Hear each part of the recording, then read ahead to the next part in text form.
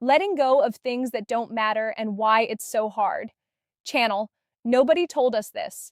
Most people think letting go is about being strong, like you just decide and move on, but that's not what actually happens. What makes letting go difficult isn't the thing itself, it's what you've attached to it. The time you spent, the effort you gave, the idea of what it could have been. So even when something no longer makes sense, you hold on anyway. And that's where most people get stuck. There are things in your life right now that you already know don't matter, not because they're bad, but because they're no longer moving you forward. It could be a goal that doesn't fit anymore, a habit that doesn't help, a situation that keeps draining you, or even an expectation you've been trying to meet, and yet you haven't let it go. Why? Because letting go doesn't feel like clarity at first, it feels like loss. You think, what if I need this later? What if I'm giving up too soon? What if this was supposed to work? So instead of deciding, you keep it. And over time, those things start to pile up, not physically, mentally. You're not overwhelmed because you have too much to do. You're overwhelmed because you're holding on to too much that doesn't need to stay. Every time you keep something that doesn't matter, it still takes up space. Space in your attention, space in your decisions, space in your energy.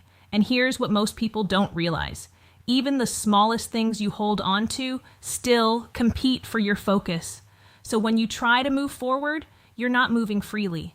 You're moving while carrying everything with you. That's why things feel heavy. That's why decisions feel harder. That's why even simple things start to feel overwhelming. Not because they're complicated, but because nothing has been cleared out. What you don't release quietly builds pressure. Here's the part nobody really explains. Letting go doesn't feel right at first, because your mind doesn't process it as progress. It processes it as giving something up. Even if it wasn't working, it wasn't aligned, it wasn't helping, you still feel like you're losing something. That's why people hold on to plans that no longer fit, roles that no longer make sense, expectations that no longer apply, because walking away feels uncomfortable, but staying quietly drains you.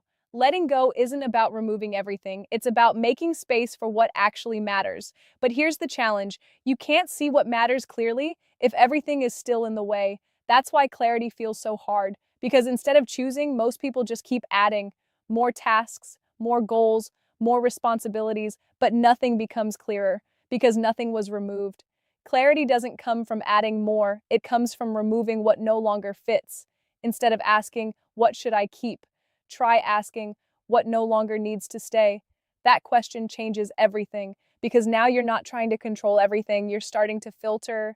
And once you begin to filter, things start to feel lighter, not because everything is solved, but because everything is no longer competing. If something has been on your mind, something you've been holding on to, something that no longer feels right, you don't have to force a decision today, but you do need to start recognizing it, because the longer you hold on to things that don't matter, the harder it becomes to focus on what does. Letting go isn't about being careless, it's about being clear. And once you become clear, moving forward doesn't feel as heavy. You don't move forward by holding on to everything. You move forward by knowing what no longer needs to come with you.